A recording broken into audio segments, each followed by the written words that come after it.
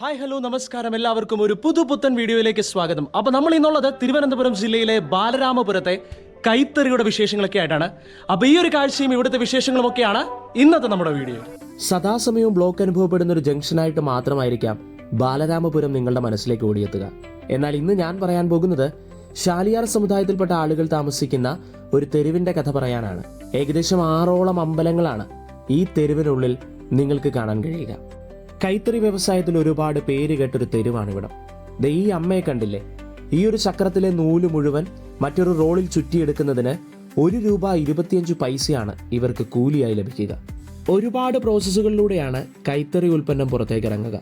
അതുകൊണ്ട് തന്നെയാണ് അത് ഇത്ര എക്സ്പെൻസായി മാറുന്നതും. ഈ കാഴ്ചകളൊക്കെ ഇനി വരും തലമുറയ്ക്ക് നഷ്ടമാകുമെന്നുള്ള കാര്യത്തിൽ യാതൊരുവിധ സംശയവുമില്ല. കാരണം ഇപ്പോഴത്തെ ജനറേഷനൊന്നും ഈ വക തൊഴിലുകളിലേക്ക് ഇറങ്ങുന്നില്ല എന്നുള്ളത് തന്നെയാണ് അതിൻ്റെ സത്യാവസ്ഥ. അത്യാവശ്യം നല്ല കഷ്ടപ്പാടുള്ള പണി തന്നെയാണ്. എന്തായാലും ഓണക്കാലമാണ് വരാനായി പോകുന്നത്. ഗ്രൂപ്പായിട്ട് മുണ്ടും സാരിയും ഒക്കെ എടുക്കാൻ പ്ലാൻ ചെയ്യുന്നവരാണ് നിങ്ങളെങ്കിൽ തീർച്ചയായിട്ടും ഈ വീഡിയോ ഒന്ന് സേവ് ചെയ്ത് വെച്ചോളൂ കേട്ടോ. സംഗതി ഒരു അല്പം എക്സ്പെൻസീവ് ആയിരിക്കാം, പക്ഷെ നിങ്ങളുടെ പിന്തുണയെന്ന് പറയുന്നത് ഇവർക്ക് നമ്മൾ നൽകുന്ന ഒരു പരിഗണന തന്നെയാണ്. ഒരു പരാതിയും കൂടാതെ അധ്വാനിക്കുന്ന കുറച്ച് മനുഷ്യരെ കണ്ടൊരു ദിവസമാണ് കേട്ടോ ഇത്. എന്തായാലും വീഡിയോ ഇഷ്ടമായാൽ തീർച്ചയായും ഷെയർ ചെയ്യാൻ മറക്കരുത്.